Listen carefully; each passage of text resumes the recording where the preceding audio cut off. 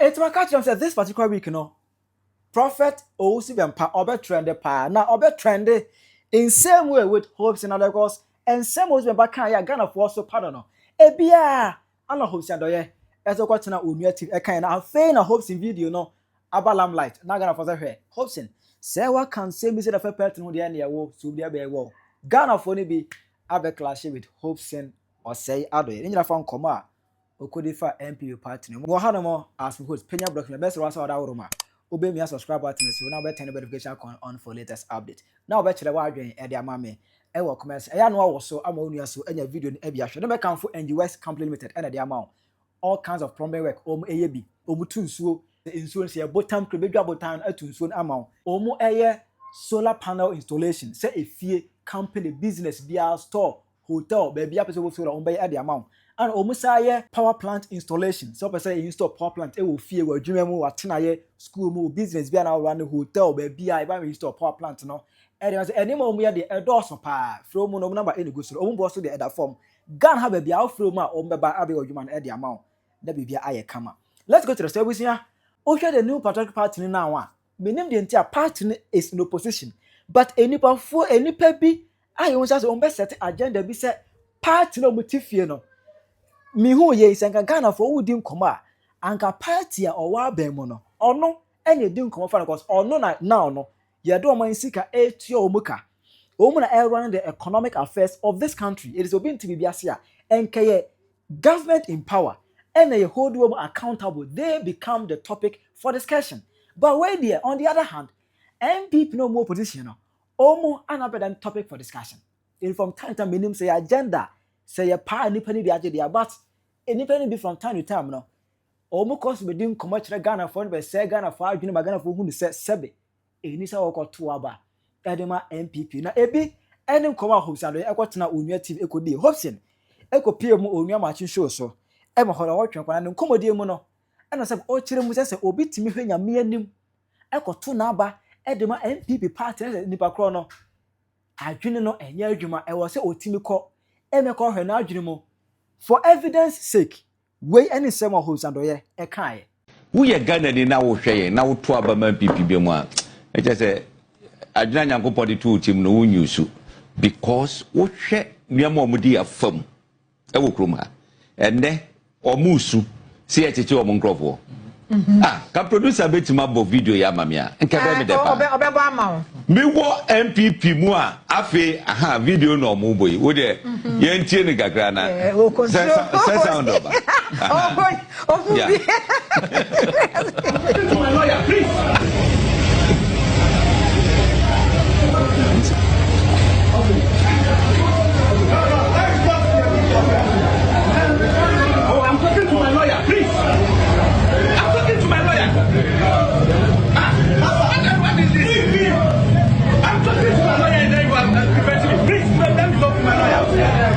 What is the meaning of that? Are you the only police person?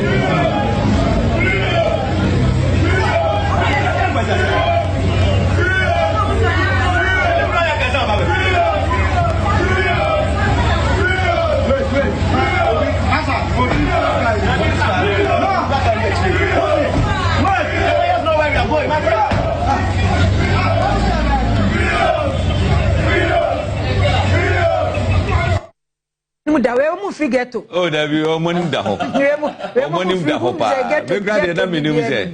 Bibi sa akra koso nti Me pie me say na me say wow. Eti ne Akufo Addo ne na aban. Eye me na da ayini so ayehwe. Na wonim. NPP for na esan kokofa video we. Na no me to so te say NDC for achem. Na omo nimu se na omo boa mama anya asam akansa de we hu dwumadi a bididi boa NPP ema tumi ebaaye me kasa asam no wo Oman FM bowling point on 5 occasions me kabi abasobo a every ban penifo frɛ no omo bo abaso ana me call Accra FM one day that na lunch manchi ahwe no ho ana make one sana NPP ni be send here yo me farmer say free or me the other no my MPP. And I'm repeating the same thing, my effort. Yeah, chiche victory no more. Me nko ameti benya 20%. And I can you see. Hey, I'm so on TV that. No more the video na kwa koma CID director, Madam Fosti. Obi wo Jubilee House instructed say, "Omo fa mi nko shem, no mo nko je remand 2 weeks." Mo push me amebo nidin. Boy, say. Now why no? Boni pakuro. Yes, Akufo Addo catch him say no, they should not do it. Okay, our Jubilee House. Our Jubilee House wo. Akufo Addo catch him say mo monye. Akwa no kokota ko. Wo so no Jubilee House wa no obi etetito. Ene, ona mo anu akwa ne nzane na mo. Yes, I am not sugarcoating his words. Oro aka say na kai. Eh no be bokota ko di nkomo no. Captain Smart no wo no. Captain Smart you obeka dance bi pen. Obeka ye kwese for election sumu. Captain Smart beka say obi eto na aba edema NPP ba kono ya aboa. Feti. Hwe woto aba ma NPP a wo ya aboa.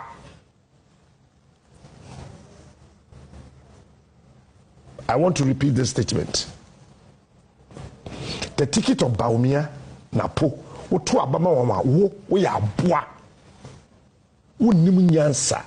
What drain the fem ye tia so apecheno apro asay enye se wonye nipa o woye nipa me do me bu me ni so me kondo na emmom no woye sa se obi ndo oman a onye nipa oye kwase a se obi ndo oman a onye nipa oye beast aboa efiri se enura na me ti ase say ya to aba ma moa na ya to aba banipa Emma di we kofa so many apro e ba Ghana ha no mo e mo fo twe asem ne tan na say Hopeson e ko piem Captain Smart show ni so e ko di down come no ho na say akwai say in other way no is it a calculated plot against the MPP and I said because e dan sem na bi and also be pass no e keka I say wo to aba on ko so to ma MPP a obeka so a whole lot of stuff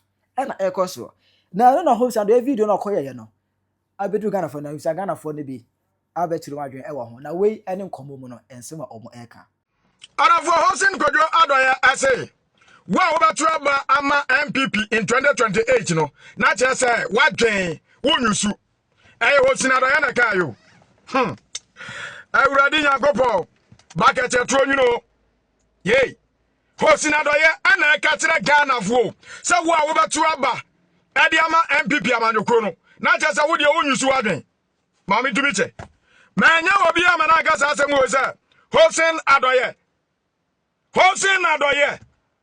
ka tire nipa say wa obetu aba ama MPP no na che say wadwen nya aduma na sabi o tafra che Hopeson Adorye ade say akora awaye ahura na esoro esa awono so ababa waduane ade a aba na nani ebo ne kayiri o ma na aduane ni bidi a akira wa ma ni bi ani anana soro no na aba sa na Hopeson Adorye tie Hopeson Adorye every NDC and waba MPP obanya aduane di ya MPP fo hu se adidi brother adidiku adembone no awode free NDC mu ba ye no ano no oba yusu awo MPP mu ane ye pam no wasa akwane dankran mu ana NDC fo wa mo so de sabe segbad nkuwa no omo de wa mo no ote omo de bia omo mpo aya segbad ano nkuwa no omo pe enji Hopeson Adorye segbad ya de na kwese obi atimi da so bi enji ya suma no a kwa kanse mu na no obetena abonten na nka wo Hopeson Adorye why na ba hwa wo so sa NDC amanyoko no kwato ba ma no wo Hopeson Adorye sa ya ka sa Hopeson Adorye enko campaign field enko ya campaigner na obi abeka se tia MPP na Hopeson Adorye abeka se wa wo batu aba ade ama MPP amanyoko no se be wadwen anya aduma na so sa wo wadwen ya aduma NDC amanyoko no a obeka wo mo honsem wo bedi wo matem ade kire MPP fo no ye o jantranya wan wasa kwatena so wadwen no awaya wo benya adwen ane sabe ano abedi wo bi atem ya no ane say na ame nanka wo bi as a politician ebedi wo bi atem a sabe wo konkoto Hopeson Adorye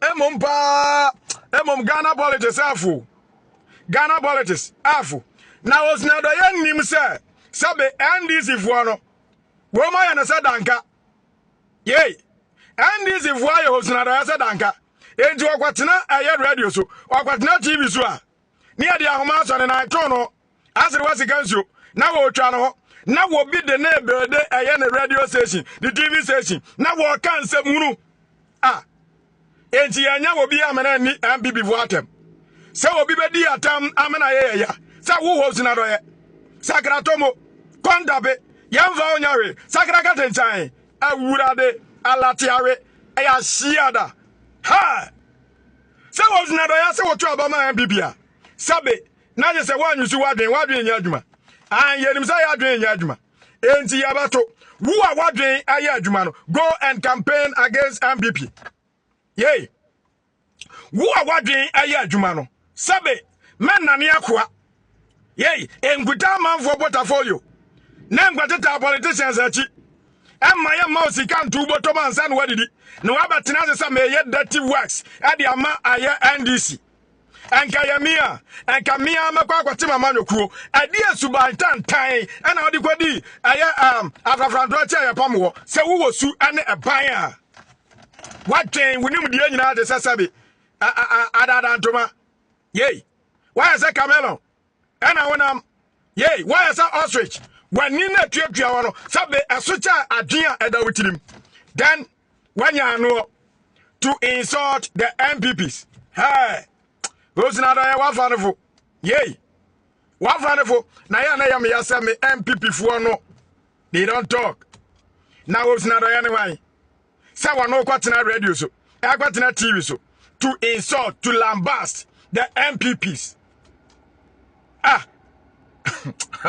yaw segment obi atimi da so me say Hopeson Adorye why segment obi atimi da so mo hwe ne suban what is our franto otugosia no otuagosia otugosia no otuagosia so sa what mantamo na obi ase wonya abusa ho na busa osuban na busa wano say mi angasa mete say Hopeson Adorye entimi na ne segment ne so enye wono angasa no waduro yey en wosi wono obi aba no ada so no asoreko ofono Hopeson Adorye di MPP fo atem ya no ane say na me ya shiada hey Arafo bidini mamba go ndro vakabosio nyanza chiame comment we I don't really know how truthful it is but I say I'm passing Hopeson Adorye ne kan MPP for your gas kwa Hopeson Adorye your das in there ya sit down here Hopeson Adorye and there ya sit down here yemfa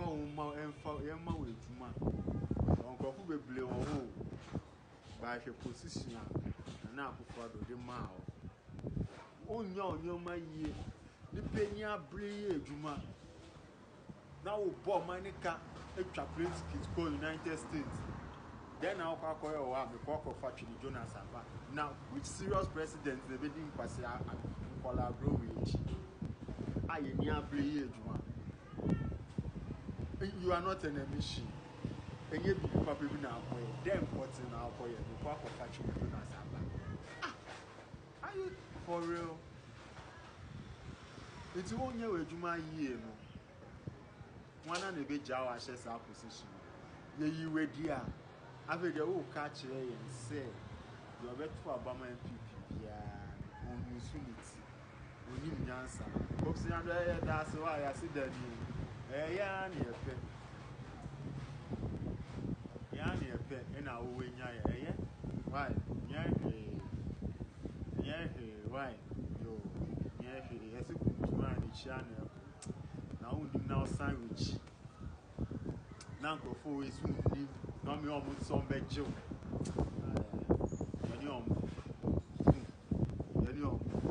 They say, I will see United Party, but you are more than an NDC member.